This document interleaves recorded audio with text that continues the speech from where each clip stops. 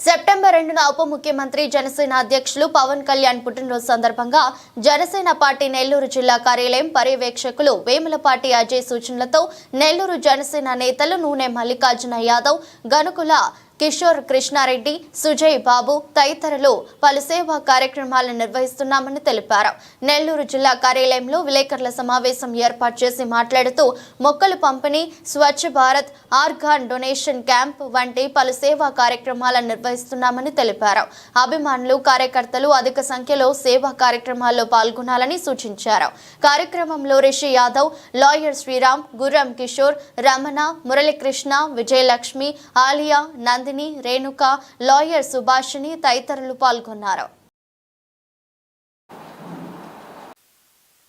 మనం నిర్వహించుకునేదానికి ముఖ్య కారణం మేము ఈరోజైతే పవన్ కళ్యాణ్ గారు ఒక దిశానిర్దేశంతో ఆయన మనోభావాలు, ఆయన సిద్ధాంతాలతో ఈ పార్టీని 2014లో స్థాపించారు. మేము పవన్ కళ్యాణ్ గారితో ప్రజారాజ్యం నుంచి యువరాజ్యంలో అప్పుడు కూడా కీలకంగా పనిచేసి పవన్ కళ్యాణ్ గారి అడుగు జాడల్లోనే మేము పార్టీలో కొనసాగుతూ వస్తున్నాం.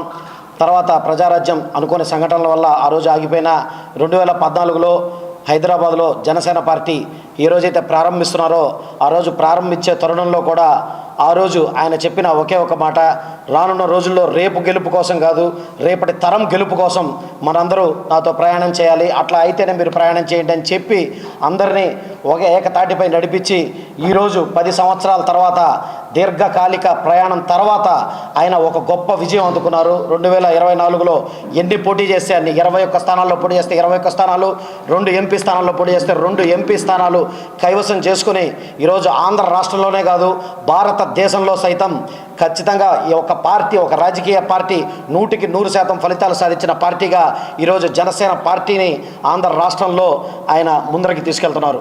అదేవిధంగా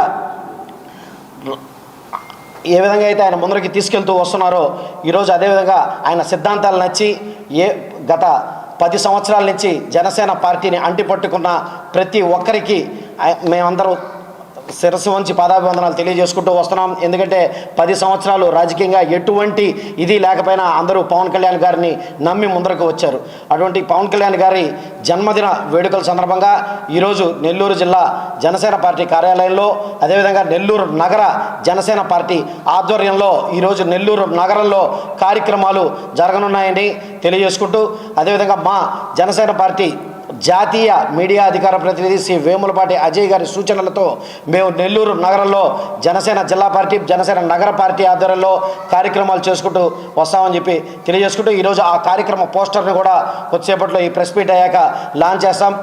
ఈరోజు రాజరాజేశ్వరి అమ్మవారి గుడి దగ్గరికి వెళ్ళి ఆయన జన్మదిన వేడుకలకి లాంఛనప్రాయంగా 101 టెంకాయ కొట్టి ఆయన ఆరోగ్యాలతో అష్టైశ్వర్యాలతో వర్ధిల్లాలని, ఆంధ్ర రాష్ట్ర ఆశయ సాధనకు, రాజధాని రూపకల్పనకు, ఆర్థికంగా అభివృద్ధి సాధించేందుకు పాటుపడుతున్న పవన్ కళ్యాణ్ గారి లక్ష్యం నెరవేరాలని ఈరోజు మనం పూజ జరపడం జరిగింది. అదేవిధంగా ఇక్కడి నుంచి 3 రోజులు జరిగే కార్యక్రమాలన్నిటికీ కూడా డివిజన్ స్థాయి నుంచి జిల్లా స్థాయి వరకు జిల్లా కేంద్రంగా జరపాలని నిర్ణయించడం జరిగింది.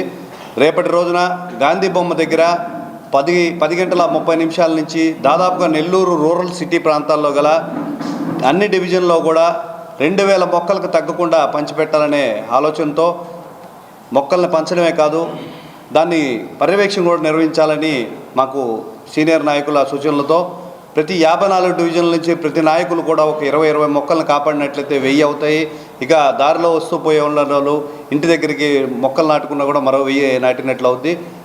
జనసేన నాయకులు జానీ గారు అందరూ కలిసి ప్రతిష్టాత్మకంగా నిర్వహించబోతున్నాం. కార్యక్రమంతో ప్రారంభించి 2వ తేదీ సాయంత్రం నర్తకీ సెంటర్లో సాంస్కృతిక కార్యక్రమాలతో అంగరంగ వైభవంగా ఈ యొక్క బర్త్డే వేడుకల్ని ముగించాలని చెప్పి నెల్లూరు జిల్లా జనసేన పార్టీ నిర్ణయించడం జరిగింది. అందులో భాగంగా ఈ కార్యక్రమాలన్నింటినీ ఇటు జన సైనికులైతేనే అక్కడే పరిష్కరించి ఎంతోమందికి దారి చూపిస్తున్నటువంటి పవన్ కళ్యాణ్ గారు